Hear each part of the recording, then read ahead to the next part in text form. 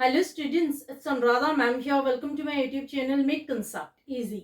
आज के video lecture में क्लास 12 अकाउंटेंसी को कंटिन्यू करते हुए मैं आपको सोल्व करवा रही हूँ क्वेश्चन नंबर 17। बुक है टीएस गरेवाल और चैप्टर है 8 अकाउंटिंग फॉर शेयर कैपिटल। तो मैं ले रही हूँ question number 17। Question number 17 is Bharat limited was incorporated with a capital of ₹20 lakh divided into shares of ₹10 each। Bharat limited का अथोराइज कैपिटल दे रखा है 20 लाख रुपए है और एक शेयर की वैल्यू दे रखी है 10 रुपए। 20,000 shares were offered for subscription and out of these 18,000 shares were applied and allotted। देखो, कंपनी ने 20,000 शेयर्स इश्यू किए थे, लेकिन पब्लिक ने 18,000 शेयर्स के लिए अप्लाई किया है। कंपनी ने सारे के सारे शेयर्स अलॉट कर दिए। ₹3 पर share including ₹1 premium was payable on application. Company ने ₹3 एप्लीकेशन के समय मंगवाए हैं, इसमें ₹1 प्रीमियम का है।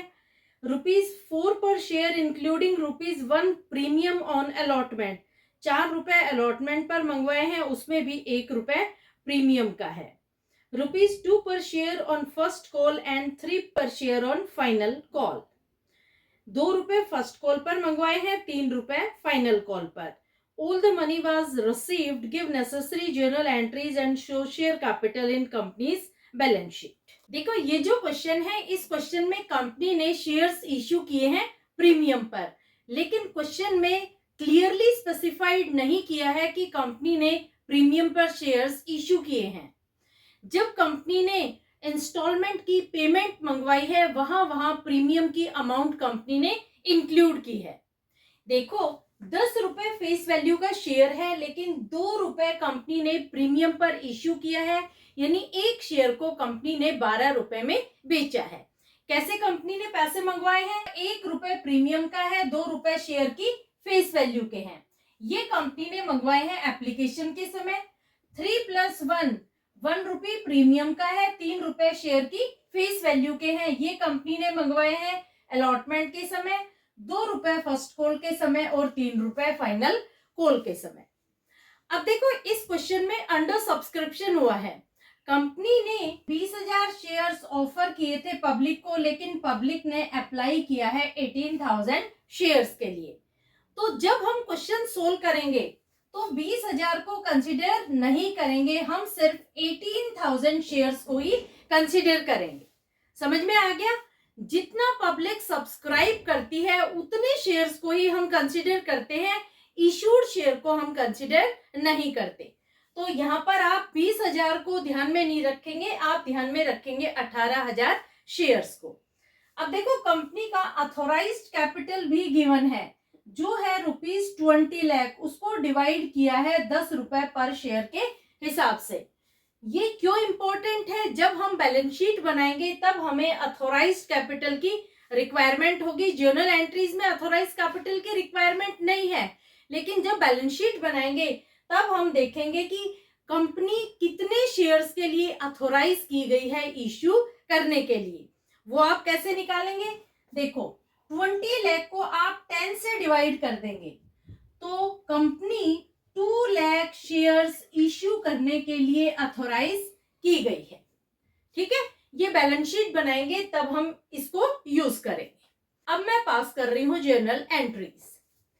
देखो, फर्स्ट एंट्री में कंपनी एप्लीकेशन मनी रिसीव कर रही है ₹3, तो एंट्री होगी bank account debit to share application account. Amount कितनी आएगी? देखो, पब्लिक ने 18,000 शेयर्स के लिए अप्लाई किया है और कंपनी ने ₹3 मंगवाए हैं। ₹3 कैसे मंगवाए हैं? 2 + 1 में मंगवाए हैं, तो 18 दूनी 36,000 ये दिखाएंगे शेयर की फेस वैल्यू में, प्लस 18,000 ये दिखाएंगे सिक्योरिटीज प्रीमियम। तो कंपनी ने टोटल कितनी अमाउंट मंगवाई है? कंपनी ने टोटल अमाउंट मंगवाई है ₹54,000।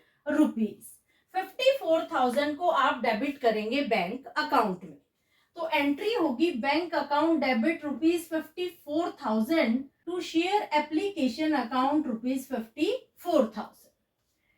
अब देखो, सेकेंड एंट्री में हम सेपरेट अमाउंट शो करेंगे। हम पूरे के पूरे 54,000 नहीं दिखाएंगे क्योंकि सारे 54,000 शेयर कैपिटल का पैसा नहीं है। इसमें से जो 36,000 है ये सिर्फ शेयर कैपिटल के है और 18,000 है सिक्योरिटीज प्रीमियम के। तो एंट्री होगी share application account debit to share capital account to securities premium account. अब देखो शेयर एप्लीकेशन को डेबिट करेंगे 54,000 से, शेयर कैपिटल में अमाउंट आएगी ₹36,000 और सिक्योरिटीज प्रीमियम में अमाउंट आएगी ₹18,000।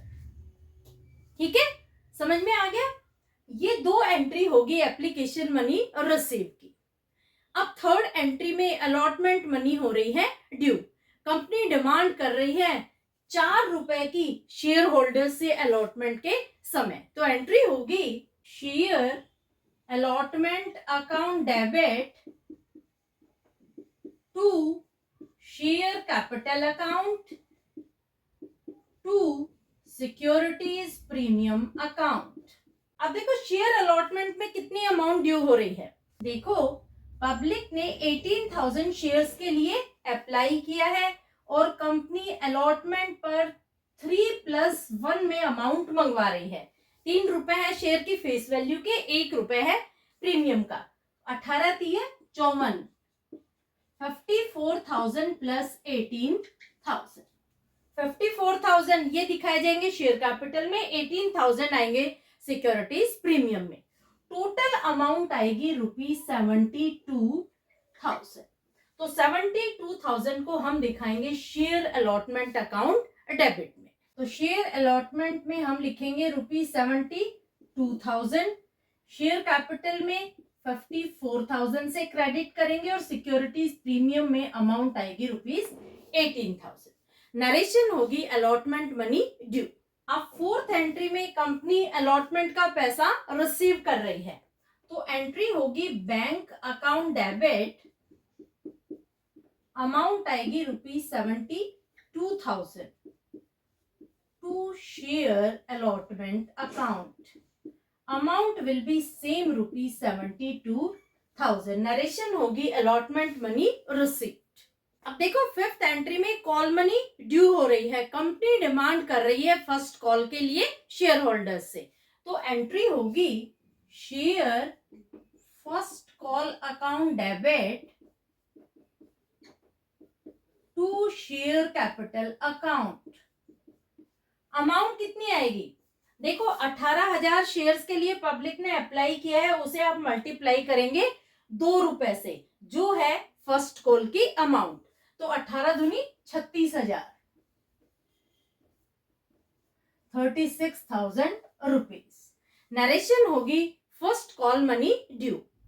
अब नेक्स्ट एंट्री में कंपनी रिसीव करेगी फर्स्ट कॉल की अमाउंट। तो एंट्री होगी bank account debit to share first call account, amount will be same ₹36,000। ये दो एंट्री होगी फर्स्ट कॉल से रिलेटेड।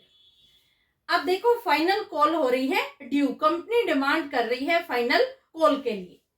तो सेवंथ एंट्री हम लिखेंगे share final call account debit to share capital account.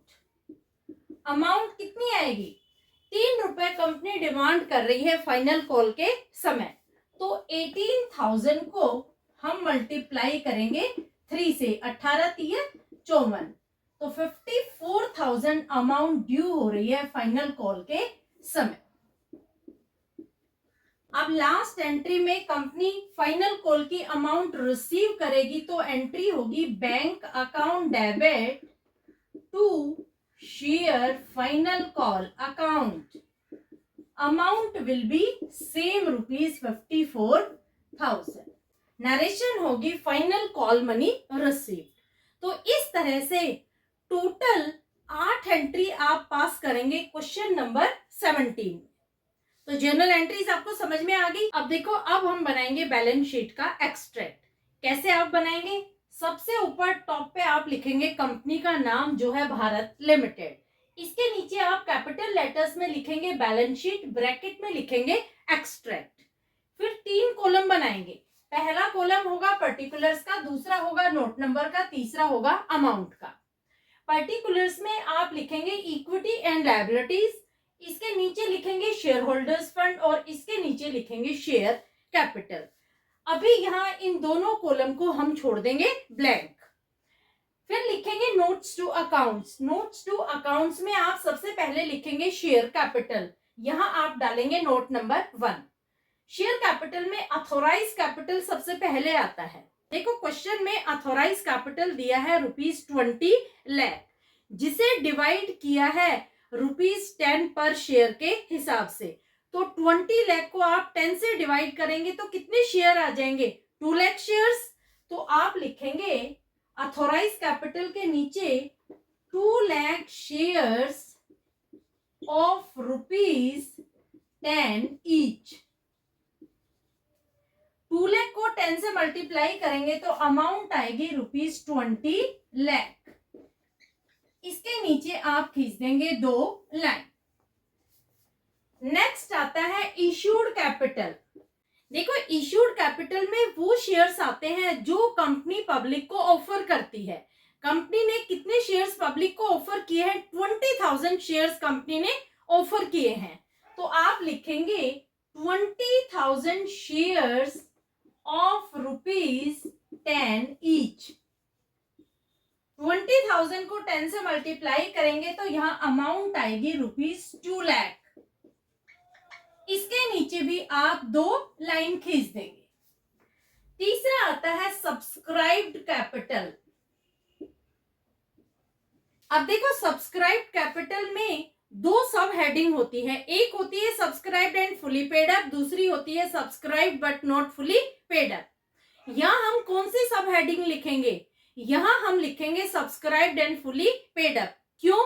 क्योंकि कंपनी को सारे के सारे अलॉटेड शेयर्स पर अमाउंट रिसीव हो गई है, कोई भी कॉल्सिन एरियर अराइज नहीं हुआ। दूसरा, कंपनी ने शेयर की पूरी फेस वैल्यू शेयर होल्डर से डिमांड की है। तो हम लिखेंगे subscribed and fully paid up. Public ने कितने शेयर्स के लिए अप्लाई किया है? पब्लिक ने 18,000 शेयर्स के लिए अप्लाई किया है। तो हम लिखेंगे 18,000 शेयर्स ऑफ ₹10 ईच। 18,000 को 10 से मल्टीप्लाई करेंगे तो अमाउंट आएगी ₹1,80,000।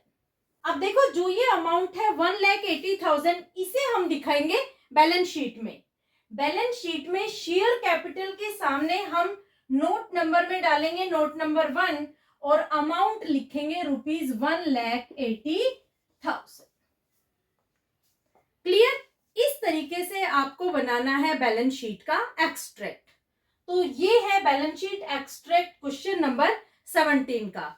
होपफुली दोनों चीजें आपको समझ में आ गई होंगी, जर्नल एंट्रीज भी क्लियर हो गई होंगी और बैलेंस शीट एक्सट्रैक्ट भी आपको अच्छे से समझ में आ गया होगा। फिर भी कोई क्वेरी हो तो feel free to comment in comment box. Thank you so much.